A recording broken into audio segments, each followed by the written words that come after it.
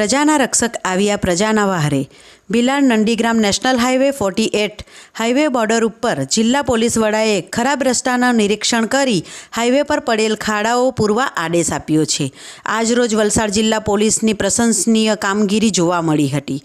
જિલ્લા પોલીસ વડા અને એમની ટીમે ખરાબ હાઈવેનું નિરીક્ષણ કરી હાઈવે પર પડેલ ખાડાઓમાં પેચવર્ક કરી હાઈવે ઉપર થયેલ ટ્રાફિક જામને સામાન્ય કરી ટ્રાફિકમાં ફસાયેલા વાહન ચાલકોની અવરજવર સામાન્ય કરી હતી. ચોમાસાની શરૂઆત થતાની સાથે જ દર વર્ષે વલસાડથી મુંબઈ તરફ જતો નેશનલ હાઈવે પર મસમોટા ખાડાઓ પડતા હોય છે અને તેના કારણે ચોમાસાની ઋતુ દરમિયાન કેટલાય નિર્દોષ લોકો અકસ્માતનો ભોગ બનતા હોય છે.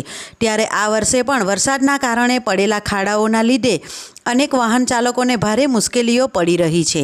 તેમજ હાઈવે પર પડેલ ખાડાઓના કારણે અકસ્માત તેમજ ટ્રાફિક જામના દ્રશ્યો સર્જાય છે. ત્યારે જાગૃત નાગરિક કે કોઈ હોદ્દેદાર દ્વારા હાઈવે ઓથોરિટીને વારંવાર ફરિયાદ કરવા છતાંય આજ દિન સુધી કોઈ નિરાકરણ થયું નથી કે ખરાબ રસ્તા અને ખાડાઓને દૂર કરવામાં આવ્યા નથી.